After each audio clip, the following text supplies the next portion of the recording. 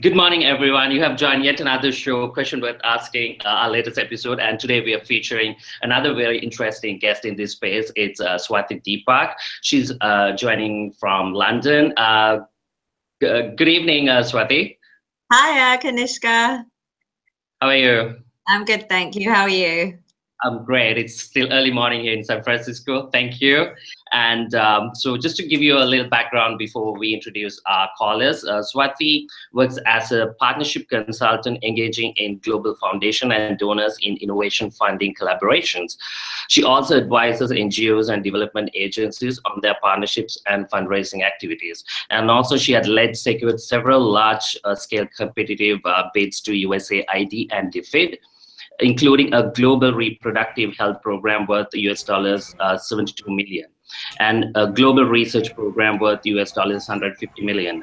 Swati is also a board member and advisor to a number of international development agencies and startups, and Elevate Children Funders and Resilience Development are some of them.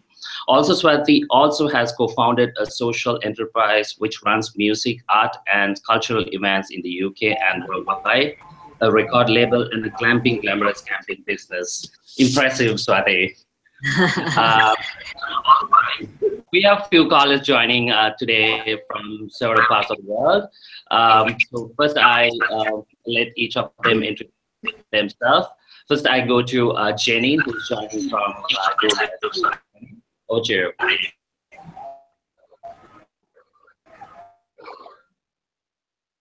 Jenny?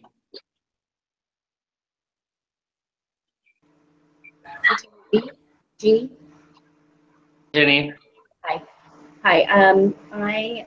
My name is Jeannie Hurst, and I'm an executive, or was an executive in the retail industry for about 25 years, and I've recently retired and become an entrepreneur.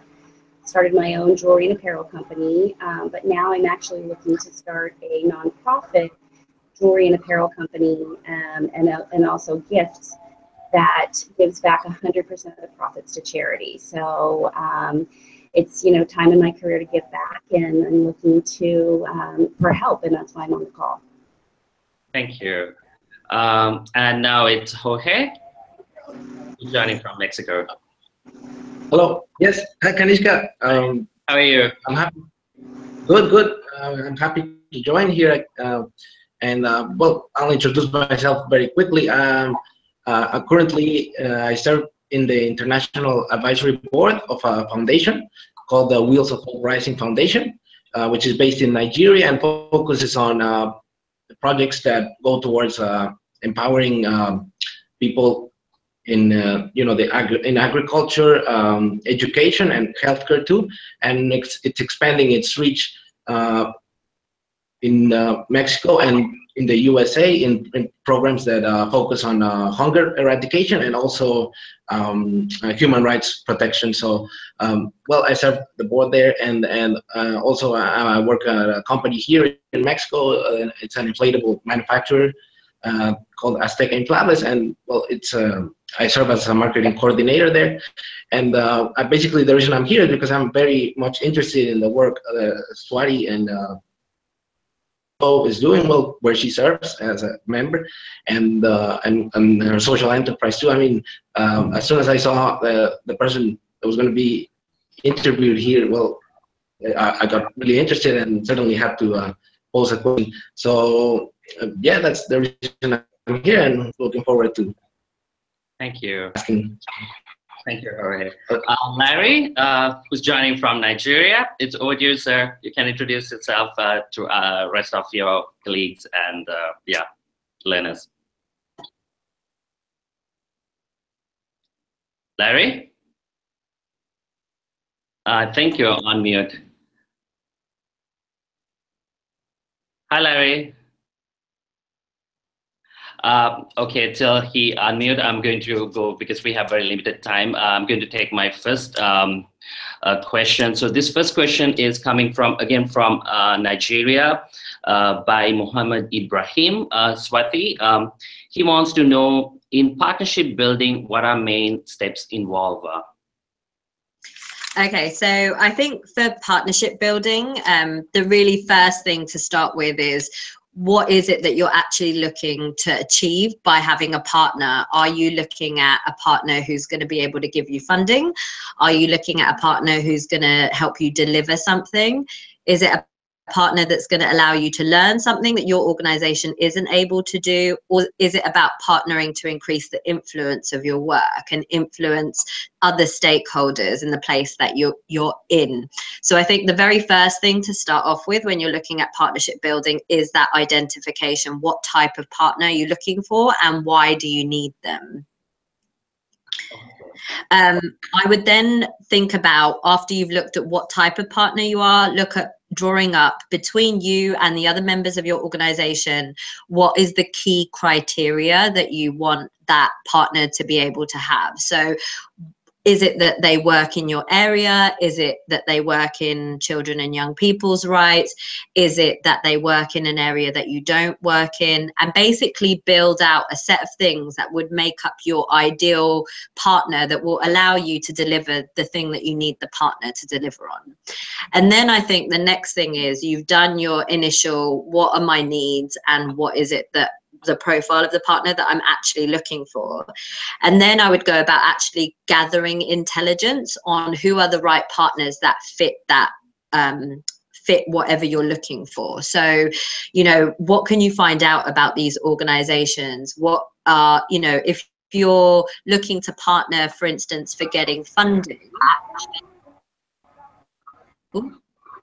if you're looking at a partner for funding, what do you want them to, you know, do you have information on what their priorities are, what their needs are, what their deadlines are, what their eligibility is?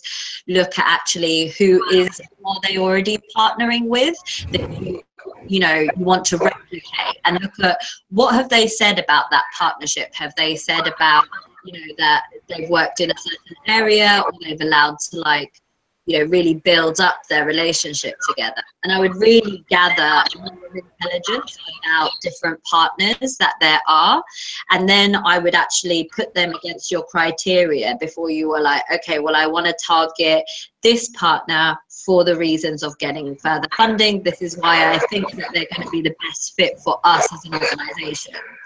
And then the next step is really about approaching the organization or the potential partner you want to go to. So do you already know that partner, or do you actually need to get to know them? If you already know them, then that's really easy. You can contact them and start a first meeting. But if you don't know that partner already, how are you going to get into their offices and into the door with them? So do you know somebody who can introduce you to them? And think about the people who work in your organizations, think about your board members, think about your friends, think about consultants or suppliers that you have in your organization. But also one resource I find really useful is LinkedIn. So I usually put in the name of the organization, and sometimes I'll have a connection to someone through someone else. And on LinkedIn, I will say, please, can you introduce me to your friend who works at this organization? I really want to talk to them. And it allows you to start a conversation that's not blank. Now, sometimes you might not have a way of connecting to somebody through who you already know. So think about, what events are they at? What speaking things might they be at that you can bump into them and introduce yourself to? Or look at how you can actually gather enough information and give them a call. Sometimes I think that is like a really scary thing to do, that first call. But I think if you've really planned out, well, I really believe that their strengths are here and our strengths are here, and by coming together, we're going to form a really interesting partnership. Call up the organization and ask, you know, I'm looking for somebody who might be interested in talking about the following. Try and find out who that person might be. Is it the executive director? Do they have someone whose role is around partnerships? Or if you're partnering for a specific area, is there somebody who's in charge of that you can actually contact? Speak to them on the phone, talk about some of your top line ideas, but keep it really fluid and open, because partnerships are all about trying to balance both of your requirements. You know, it's not about you just wanting something from another. It's also about what the other organization can gain from you. And then look at how you can actually start a meeting in person. From that meeting, I would really think about how you can highlight their strengths, really appeal to people's egos. You know, I know it's a hard thing to admit, but everybody likes to be praised for the work that they're doing. And so talk about their strengths when you meet with them, then talk about how your strengths can complement theirs, and really think about, you know, where there might be opportunities for you guys to come together. Once you then start those discussions, think about what's your end point. When do you need something to start in this partnership? And, you know, what do you need it to achieve? Then set yourself a deadline. The deadlines might be set by other people, the executives, the directors, your board members, or even your beneficiaries for what that partnership needs to do. And so using that timeline, be really open with your partner that we're really looking to expand into a new region or to get new funding to achieve, you know, the opening of a new center or something. And really use that as a timeline to push the partnership forward. What is the partner going to do, and what are you going to do, and where are the opportunities for you guys to come together? And I would also, when you're at a point where you're like, yeah, we definitely want to partner with each other, this is a brilliant opportunity, I would bring your, you know, download a memorandum of understanding template. There's loads of them. Don't start from scratch on building it, but set aside what are your shared values and principles that you're both going to adhere to in the partnership. What are the things that you're both willing to do and do in order for this partnership to be achieved, and set deadlines. Don't just sign a memorandum of understanding with them that's for 3 years when you don't know the partner really well. Why don't you start one and you know, have 3-month or 6-month check-in points where you have a meeting to be a bit like, okay, well, these are the values that we both signed up to, these are the deliverables we both signed up to. What is the progress on those, and what do we now need to do in terms of taking it forward? I wish you a lot of luck with your partnerships, and if you have any other questions on the process or the bits, really happy to answer those. Yeah, thank you. That's very useful. And Swati, I have one follow-up question. Like you mentioned, like not to get in, you didn't specifically mention not to get into like long-term partnership. What just test the waters? How will you start if like a short-term, like a pilot project? Is it a good way to approach donors that way? Would they take us serious if you're approaching a pilot project? So I think there's a difference between what do you mean by a partner and what do you mean by a donor. So I think for a partner, this is somebody who you're giving and taking equal shares from each other. And so with a partner, I would always say, you know, try a pilot project or sign yourself up to say, you know, we intend to work together for 3 years or a long-term period, but set yourself check-in points to actually check, is this partnership and this relationship working? Because sometimes you might have all the best intentions, but you're not actually able to deliver on the bits that you've partnered together for. I think if we're looking at donor approaches, and if you're looking for a partner who's just going to give you funding, then I think it's a very different process that you follow from the start, which I can obviously answer to as well, but I don't know if that answers your question, Kanish. You did. Thank you. You did. Thank you, Swati, for that. And Larry, now you may introduce yourself. Sorry we missed you at the beginning. Can you hear us? Larry, hi Larry, can you hear us?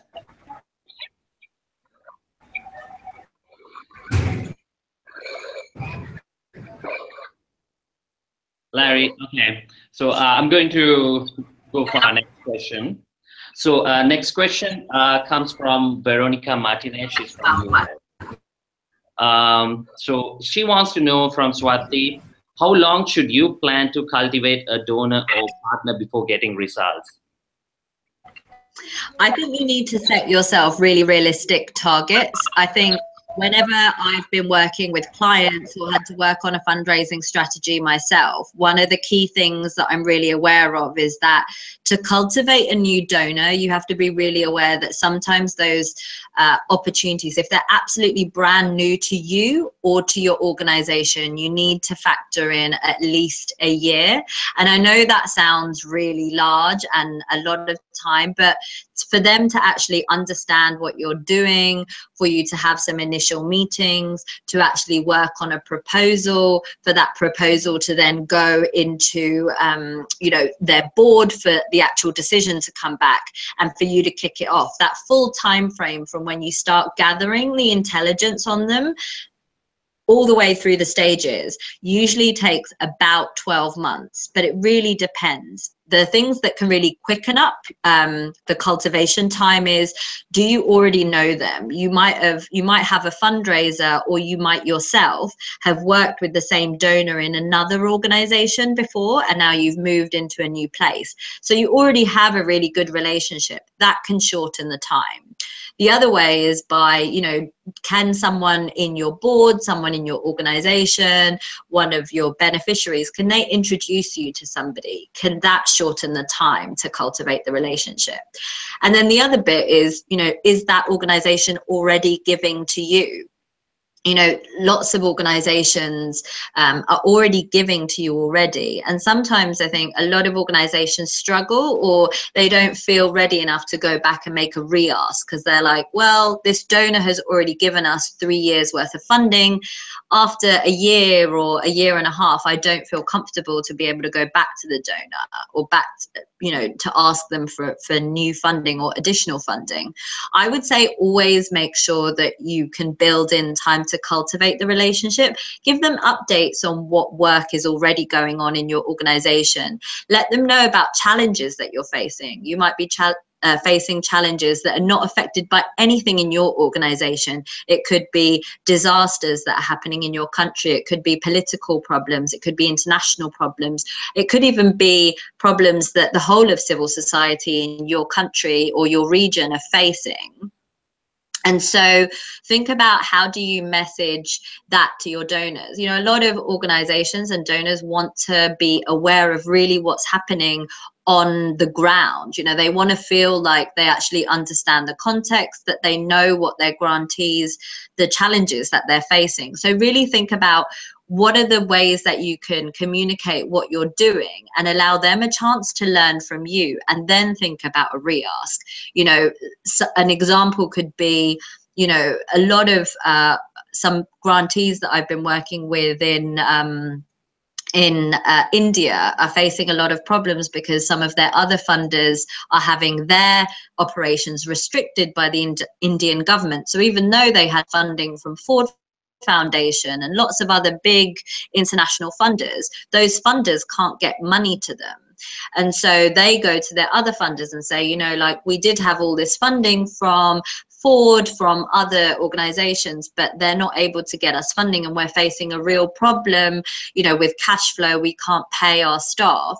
And some of your donors are willing to help and to help that period that you're going through. But think about the ways that you can shorten that time, and think about what are the routes to getting there, and think about also, how do you educate your donor so they're aware of your challenges and they can support you at times that you might need that extra support. Yeah, thank you, Swati. So the other strong forte is, one of your strong fortes I've noticed is competitive trading. Hi, Jakob. So we have just been joining from Nigeria. Jakob?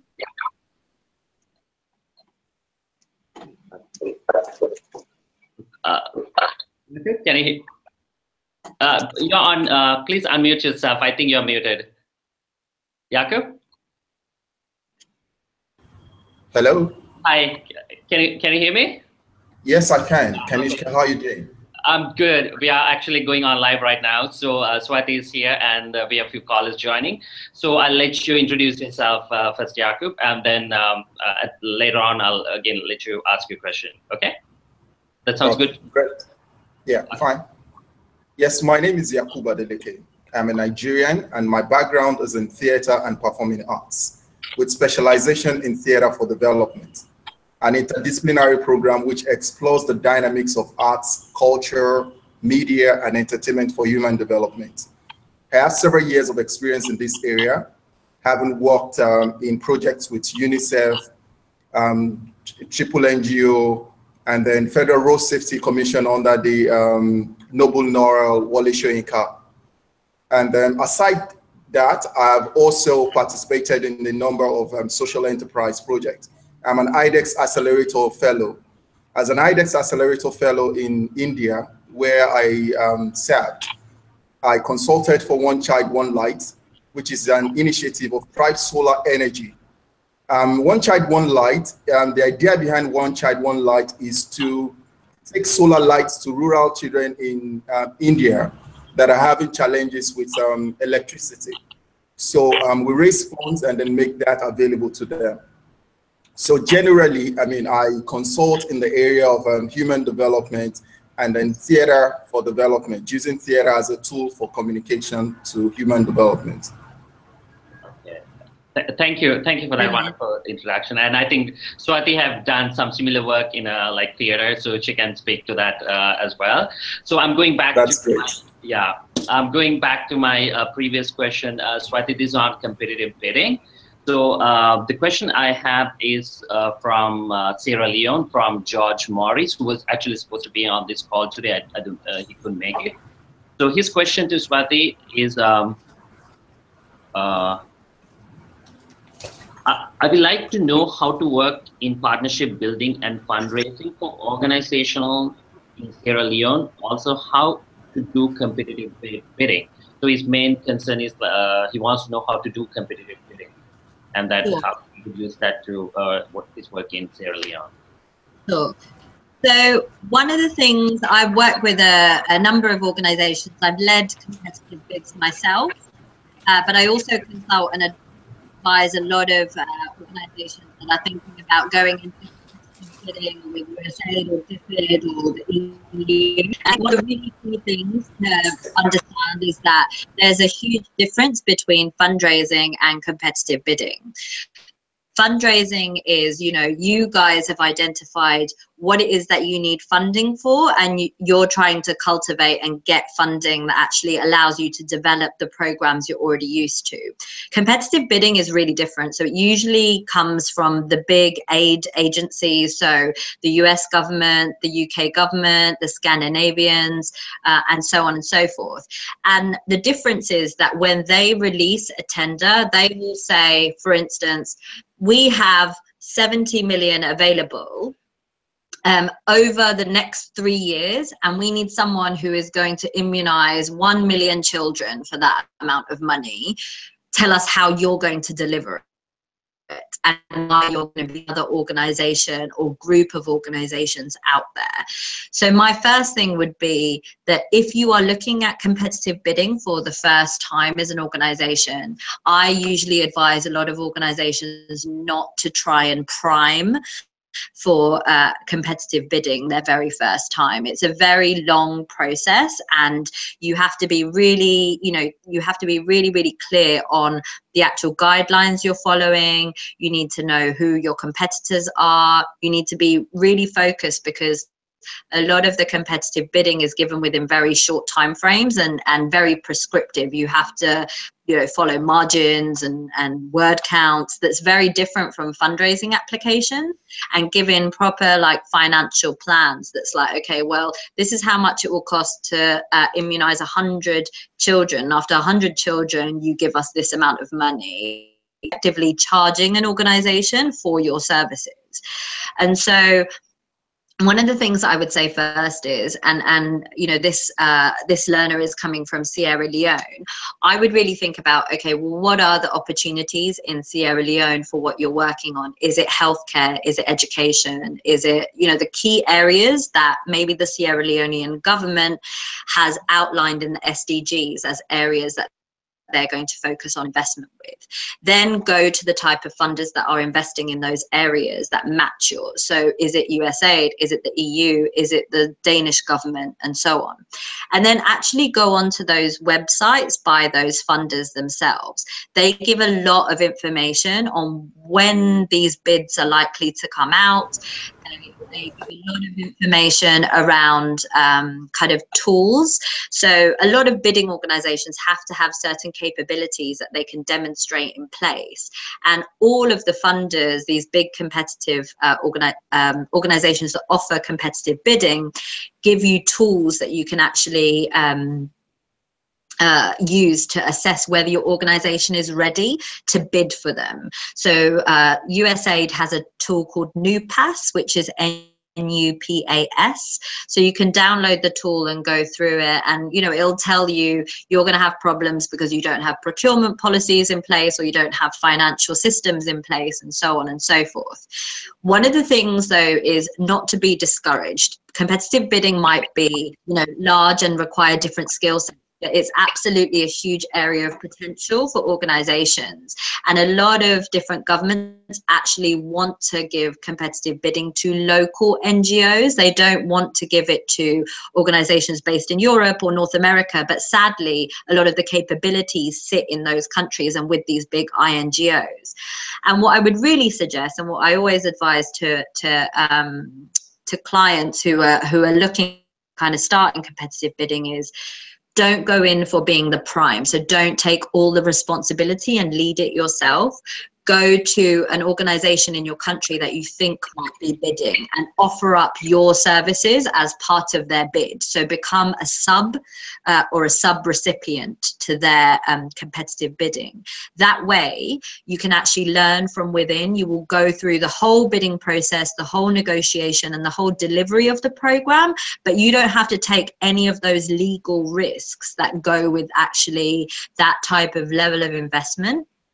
And it also gets you that exposure with a new type of donor that you haven't had before. So really research who are the people that are already holding those kind of contracts in your country, or who you think might be likely to. And again, in the same way that we discuss partnering, go to them and say, your skills are here, or in these districts and areas, we can get to these new areas, we can bring in new ideas, new thoughts, and we'll really strengthen your appeal and your bid and make you the most competitive consortium that's bidding for this project. And that's the way that you can learn. And a lot of organizations start from that. They start from being a sub, and you get a lot of funding through being a sub without the same risks that go with it. And then you can build yourself up to a level. Thank you, Swati. That's very informative, and I learned a lot. Thank you so much. Jenny, now I give you the opportunity to ask your question. Okay. So Swati, it sounds like you started many nonprofits. How did you go about getting the funding to get started, and what are some of the lessons that you can share with us from your learnings? So I think lots of opportunities. One of the first social enterprises I started, and I really commend you, Jeannie, on your work of creating a new kind of social enterprise or social business. And you've got to let us know when you actually launch it. I would love to get some wonderful jewelry from you. But one of the things that I would really recommend is utilize the networks that you already have and realize what it is that you need to do in your country that enables you to start a charity. So when I started a social enterprise with my friends around 7 years ago, one of our big markets was actually for us to even register for being a charity under the UK Charity Commission. We had to have a company status, and we needed to have a board, and we needed to have £5,000 in our bank account to actually start this out. So these were the 3 steps that we took very first to actually understand, well, these are the things that we need to do. And our first stage was obviously, how do we get this £5,000? We were all quite young at the time that we were starting it, and we didn't have that kind of money to put in ourselves. And so the very first thing that we did was, we started telling friends, family, colleagues, different people around us, about this idea project. And, we went to them and said, do you think this is interesting? And people were like, this is brilliant. It's a great idea. You should definitely do it. And one thing that we actually set ourselves as a target was, okay, well, we want to try and actually launch this by, March of that year. And we got a venue, we booked it out, and we were like, okay, let's invite all of these people we've been talking to, all of our friends and family, and let's do it as a launch event where we have to be accountable to people, tell them what we're doing, why we're doing it, why we think it's important, but also use it as a fundraiser event. Your friends and family, but also who are your contacts that are already in the charity sector or the social development sector space that you can invite to that. And we were actually able to raise our first £5,000 through that event. You know, we had raffles and people give funding to come in and so on and so forth. So that was like a really, you know, utilize your networks. And you know, the other thing that it really enabled us to do, other than just raise the money, is it enabled us to actually, we had to tell people what this was and what we were going to do. And suddenly we had a group that was holding us accountable. They might not have been checking exactly what we were doing, but they were there, you know, cheering us on, saying this is a great idea and we want to back it and we want to follow your success or the growth of your organization. But the other thing that it really was able to do is we were able to get some press attention out of it. We were able to get other organizations that were like, actually, you know, there's some startup funding that you guys should look into from certain startup banks and so on. Important area. And then another area that really came out of it was we sort of at our event had little postcards across all the tables, and you know, we were just like, just put down your name, your contact details, and one area that you think you might be able to help us with, or you know, help support in our journey. And so, you know, we had people saying, well, I do comms work, I build websites, you know, I have a friend who works at a startup bank. And actually we were able to get our very first team together, and also to build committees, you know, so we had groups that were willing to work with us on the comms and marketing, a group was willing to do more community fundraising for us, and ones that were looking to connect us to other people that could really support us. So I think, you know, for us, one of the things that really worked was this central launch event, inviting the contacts that you have into one space just to get that momentum going. But I think another thing that you could think about as well, Jeannie, is that there's quite a lot of different schemes within different countries. I'm sorry that I'm not aware of the ones exactly that are there within the US, but there's a lot of social enterprise startup banks, and you know, there's a lot of sites where you can go to. There's Social Entrepreneurship Global, there's a network called Ashoka for social enterprise leaders, there's a bank called Unlimited, and all of these are very early stage startups. So if you've just got an idea for a social business, which you definitely have from the idea you explained, they give that startup funding. So they give you like $15,000 or $5,000 or $25,000, depending on what type of idea you have. And they will give you that initial seed funding alongside mentorship and support and access to peers and others. And that's one of the things we benefited from. We raised our initial £5,000, £5,000, sorry, which was obviously not enough for us to get an organization going. But we were able to then open the doors to those type of startup banks. And then we got a $15,000 injection, and we got this access to networks. We got access to mentors who had already started social enterprises, who were able to actually help us develop our business plans and tap into new networks. So I would really think and research about what kind of groups are like that exist, because there's probably a lot of people that are on the same journey as you, and there's a lot of networks that are there to try and connect you to each other, so that you can access mentors that have already done that a couple of years before, but also those that are on the same journey, and you can learn from and share in some of your happiness, but also your frustrations on that journey. But I wish you all the luck. It's really, really exciting. Thank you. Thank you. That's really great.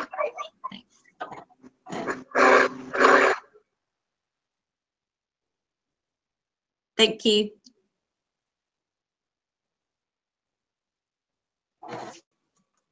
Oh, Kanishka, we can't hear you. Okay, sorry about that. I just lost everyone for a minute. So, Swati, you have very impressive background, and listening to you, it's just amazed me. I mean, and I'm just going to change gears and change the topics because you've been talking on fundraising for a while, and then we have you have another amazing organization that you have started and doing some work in Africa and some part of the world in using drama and theater, if I'm not mistaken. So using storytelling. So first, I'm going to a question from Kenya, Rose Divo. She wants to know, how do I go about using art to tell stories, and which age group is the most effective to use this? Also, Swati, you can briefly explain about the work you have been doing and about your organization as well. Sure.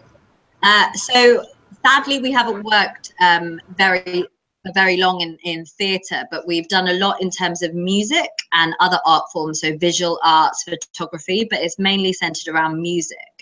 And the premise of the idea is looking at how we can draw attention to contemporary music that's happening all around the world, that is about telling the stories and the amazing talent of different places around the world. So we organized a music festival in Ghana that was about celebrating hip life and high life and Afro pop music, and thinking about actually, Ghana isn't this country where people are starving and this bit of Africa that's like, purported globally, but it's this really rich place with this amazing contemporary music that people should be listening to. And it was about bringing people to come to Ghana, come for the festival, and it was about getting people within the area to celebrate their music, celebrate their culture, exchange with other musicians across West Africa to come together. And, from that organization, we've worked in a number of other countries bringing musicians. So one of the latest ones that we've been doing is a festival with the British Council and with the Institute of Contemporary Arts, which is around looking at the rise of hip hop music in the Middle East, so in the Arab world. And hip hop music is this it's got a huge background in how it's about resistance. It's about communities that have been oppressed and have been marginalized, and it's a way for them to vocalize the problems that they're going through, the issues.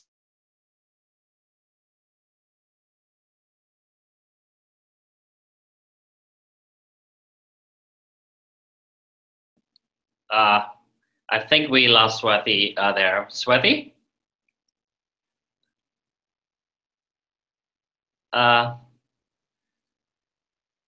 Swati, I think she'll be back online in a minute.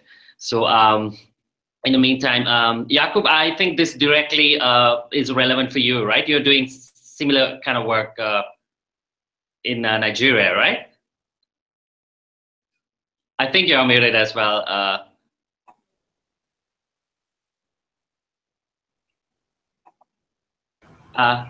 Yeah. Swati's back. So I'll let Swati finish, and then I'm coming over to you, Jakub. Thank you. Sorry about that. Thank you.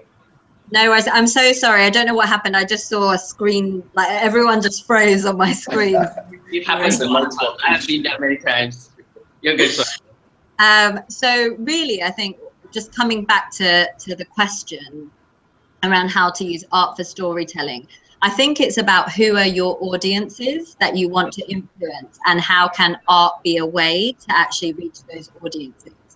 Because I think there's really interesting ways that if you're working with very small children or with mothers around the need for early childhood development and nutrition programs, you can use music and song and dance in order to engage with mothers and engage with children and to educate them.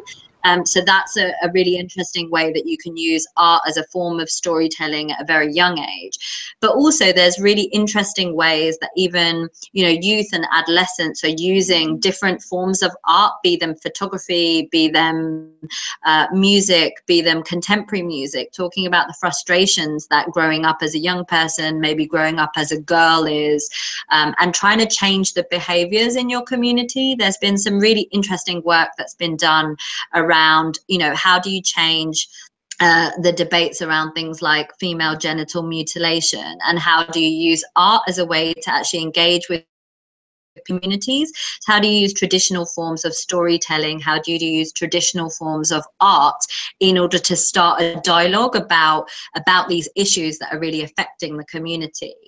And also, you know, for us, art has always been a way for us to tell the story that, you know, these countries, there are voices that we're not listening to, and they're so rich and they're so contemporary, and contemporary music and arts doesn't just sit in Europe. It doesn't just sit in North America. Actually, the real contemporary music is coming from different parts of the world. And these people have really interesting stories to say, but also amazing sounds that you want to listen to, amazing images that you want to listen to and respond to. So I think with any form of art or storytelling, really think about who is your audience for it, and then look at what examples already exist in your community. What are the ways that your community already uses forms of music, forms of dance, forms of storytelling, forms of images, or events to actually bring people together? And how can you use those as ways that you can start a dialogue or a debate about issues that are affecting marginalized groups in the community or affecting others in the community? Again, there's been a lot of, there's a great organization called Dance for Life that does a lot around these together to dance, to actually think about and fight against HIV and AIDS. And it's a huge organization that's been running for a number of years.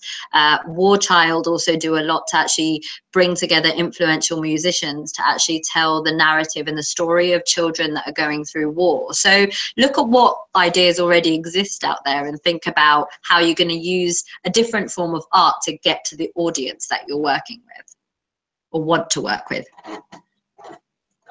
I think you're on mute again, Kanishka. Thank you, Swati, for the reminder.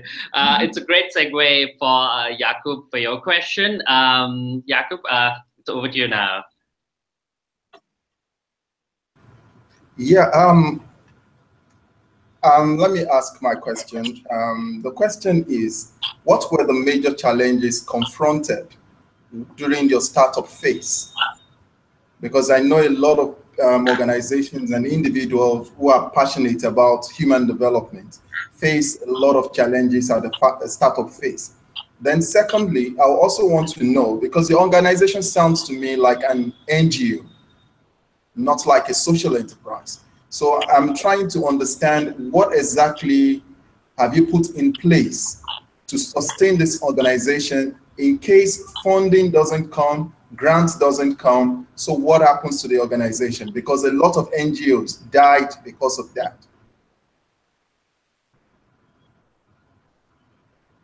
Hello? Yeah, thank you. I hope the question is clear. Yes. Yeah, we heard you. I think Swati, did you hear his question?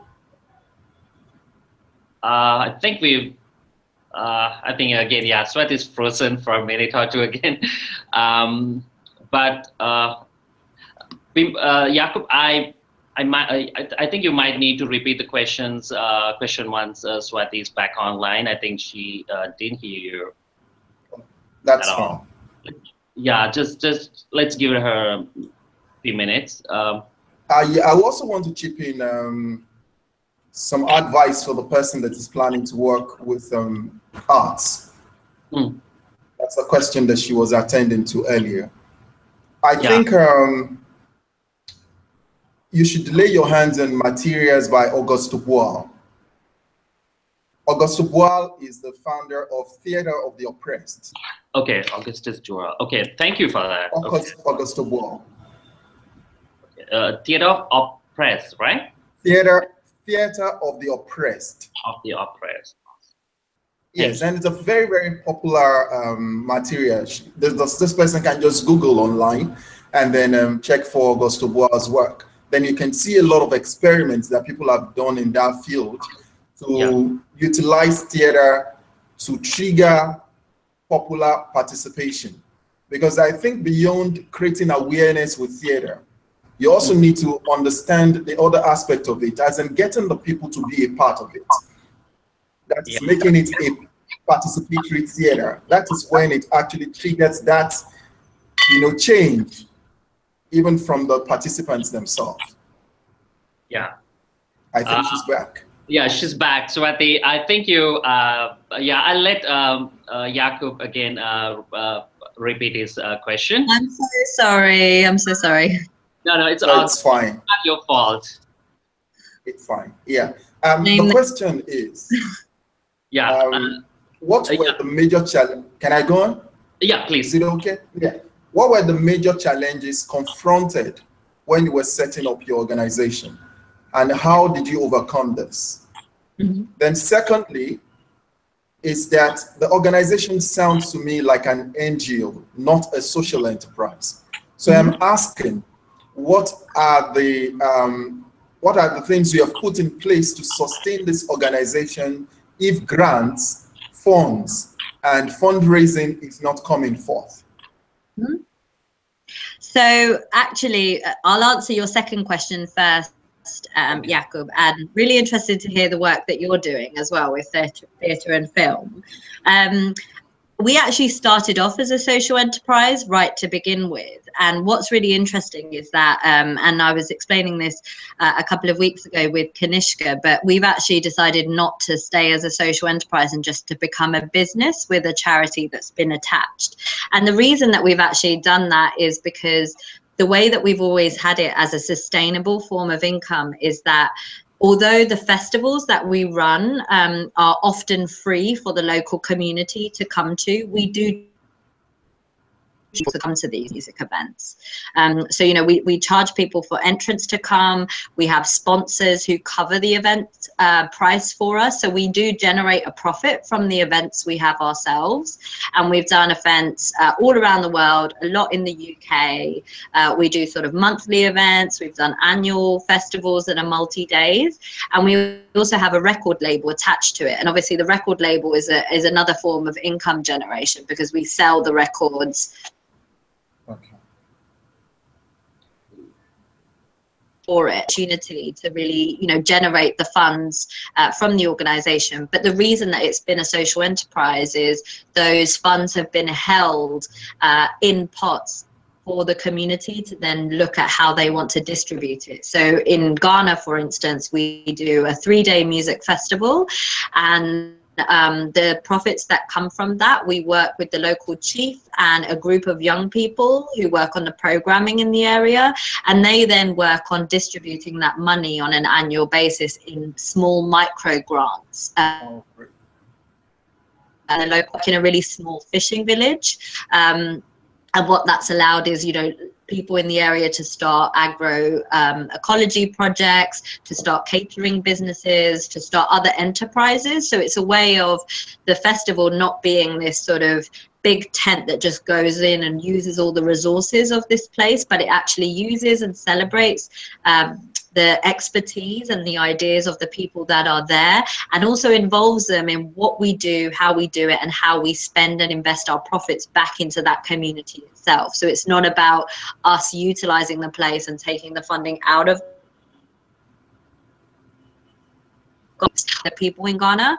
And one of the things that we've always championed is that, you know, we will go in and help a group of individuals to start up a music event and bring in international sponsors and bring in artists and bring in different types of funders, but actually we then give it over to them to run as an organization themselves. So now all of those festivals and events companies are registered as companies or social enterprises or NGOs in their country, and we don't have anything to do with how that organization is set up. We will come in and advise and help and support, but it's really about that community being able to then take their ideas forward and shape it how they want to. So that's sort of the distinction. And I guess the reason that we moved to a more company actually, and it's purely just because the way that we were making funding, because we weren't getting a lot of funding from from kind of grants, we didn't actually need to be registered as a charity. And in the UK, we have a lot of different tax requirements and kind of accounting requirements. So the only reason we did it was administrative. You know, rather than doing 2 sets of accounts every year and paying like legal and accountancy fees, we just thought, let's just keep it as one, and let's look at how the funding then goes to these other groups around the world for them to utilize. And so we really changed our model after a few years of running. We're really mindful of our own time and where our resources, like, should we be paying for lawyers and accountants, or should we just be looking at getting as many of the funds back to the communities as possible? So I hope that answers that question. And then in terms of the major challenge around starting up, I think, as it is with everybody, you know, before you get that regular income stream, it's just about where all of your, you know, how are you going to pay for your rent and your food and your life, you know, because startup phases are very hard. You don't get, you know, you're not able to like pay yourself at the beginning. You know, you might have your own savings that you're running on. But that was the hugest challenge. And I just want to be really upfront and honest that, you know, I'm a co-founder. I started my businesses and my social enterprises with other people. So I have huge amounts of respect for people who do it on their own, because I think it's a huge commitment of, you know, you've got to be the face of it. You have to always be on. You have to keep the momentum going, and you're the one who's taking a big financial hit. And what, you know, I was able to do with other friends and other colleagues was, you know, to come together into a small group of like 2 of us or 3 of us, and we were able to then,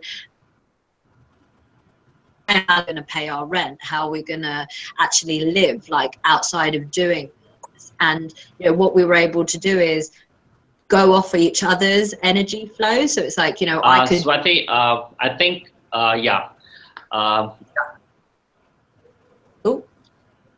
Swati? Yeah. We cannot hear you, Swati. You're breaking up. So we lost you for the last 3, I mean, about good 15 seconds though. Oh, I'm so sorry. No. So, I mean, we have about another 9 minutes. So I'm just going to give this opportunity to Jorge. He's been waiting there for a while, and I'm sorry, Jorge.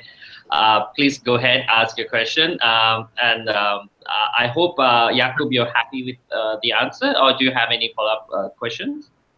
No, I'm really, really happy with it. I mean, I really love the business model. The only question I was going to ask is, did that change the name of the organization? Did moving from it to be an NGO to a business change it? Yes. Yes, we did. Yeah, because we had to register as a new entity and we couldn't take the name. So we changed it. It started as the Moringa Tree, and it's now called 3333, which is the length of an old LP record. So it still has a musical reference. Interesting. I'd like to work with you someday. Yeah, brilliant. See, partnerships are already being forming now. That's great. Yes, sure, That's what we're expecting to do out of these calls. Thank you. So Jorge, I give you the chance now. Okay, thank you. Hi, Swati. Well, the question that I submitted was a bit long. I'm just going to focus on what I actually want to know. And, you know, seeing the work you're doing for children specifically, there might be, and I'm thinking, because I actually can't be sure because I'm not an expert on that, but there certainly might be some challenges in bringing, you know, the aid to those children or protecting their human rights in countries that are perhaps that have authoritarian regimes or totalitarian regimes. So specifically for those countries, how do you enter, or if you can't enter, what can be done, and sort of to protect, you know, human rights of those children, because there's maybe even during times of civil war in certain countries in Africa and other continents in Asia, children fight too. They're armed, and like they're 12-year-olds that are fighting, and so I mean there's a lot of issues regarding those things that are happening. So how to go about it? How can a foundation or several NGOs go about protecting the rights of those children in those countries? So I think one of the, I mean, this is Thank you for your question, Jorge. And it's one of the areas that really has, it's a big topic of conversation at the moment. There is a rise in countries which are really restricting the work of civil society organizations. And one of the things that it's referred to within the funder space is around closing civil society. So this is about governments really closing down on civil society organizations, human rights defenders, and obviously children not having a voice of their own are really impacted by that. They're not able to really say, well, these are our rights and we should have access to them.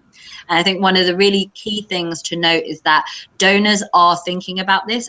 Like I mentioned a little bit earlier around, certain countries, like big foundations that we all know, like Ford, are also being closed down on. They're not able to give their funding in the countries that they're operating in. And, this is an issue that is happening in lots of different countries. Azerbaijan, Nicaragua, Guatemala, like there's lots of different countries where there's a huge amount of problems. I think one really important thing to do is look at what there's an initiative called the Funders Initiative for Civil Society. So this is how funders around the world are trying to coordinate what they're hearing from their grantees. So their grantees might be telling them, we're having a problem that's starting in Russia, and if my foundation doesn't work in Russia, I will hear about it through the Funders Initiative. But try and tap into what the Funders Initiative is doing to get the voices of civil society. Check what they're saying about which funders are actually signed up to the Funders Initiative, because these are funders who are really committed to, we are trying to support places where the civil society is being squeezed and it's harder for human rights defenders to actually do their work.